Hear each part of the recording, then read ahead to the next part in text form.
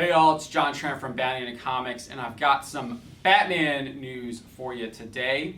Before we dive into this one, I'd like to ask if you could please subscribe to the channel. Your support allows us to keep making videos just like this one. We sure do appreciate it. So if you just hit that subscribe button, thank you very much. So let's get back to this Batman story. Black Lightning creator Tony Isabella had some few choice words for DC Comics and Batman. On Facebook, Isabella stated, quote, "Here's a tip, don't ask me to join groups or visit pages that have Batman in their titles. He was once my favorite comics hero. Now I consider him one of the most toxic and the ruination of DC Comics. DC hurts their other characters by making Batman the center of their universe." End quote. So Isabella is not the only one who has had some choice words for DC Comics recently. Deadpool creator Rob Liefeld recently had some thoughts about the publisher and Batman as well. In a now deleted tweet from June, Liefeld suggested that DC Comics was going to drive off a cliff and noted their reliance on Batman was one of the problems. So Liefeld wrote, "DC has a heavy rotation of Batman titles that is required in order for them to keep pace with Marvel. It's increasingly their only go-to option, while Marvel has a variety of families that provide them with sales options. This has been my point for forever." End quote. Now it appears both of them are making similar points, at least when it comes to DC Comics focusing much of their stories around Batman. However, Isabella took it one step further by calling Batman toxic and the ruination of DC Comics. On its face, those claims are absurd. How could a fictional character be the ruination of a publishing company? It doesn't even make any sense. Again, he's a fictional character. Batman cannot actually make any decisions outside of those that are written for him. Thus, he cannot be the ruination of a publishing company because he can't make any decisions. To say Batman is the ruination of a publishing company just makes you sound foolish. That is what you sound like, Tony Isabella. You sound foolish. As for calling Batman toxic, who knows what this even means?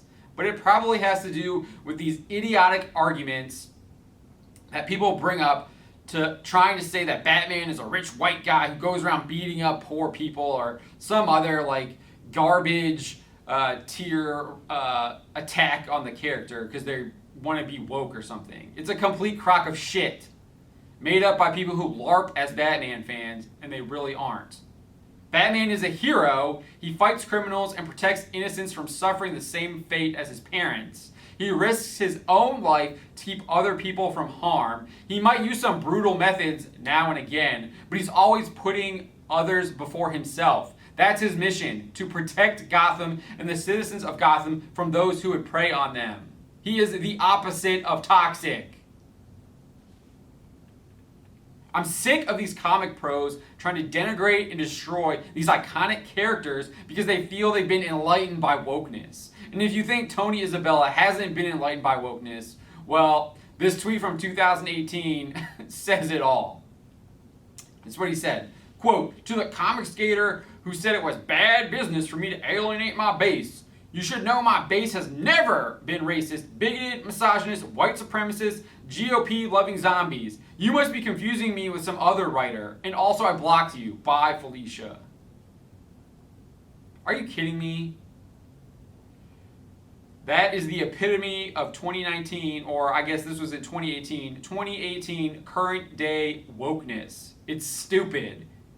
It's a bunch of gobbledygook. Batman isn't destroying DC Comics, and he certainly isn't toxic. What's destroying DC Comics is crazed comic pros like Tony Isabella spouting nonsense and attacking customers, whether inside the books or outside them. It's not hard to figure out that people are still consuming comics. They just aren't consuming current day woke American comics. Just look at the sales numbers for manga.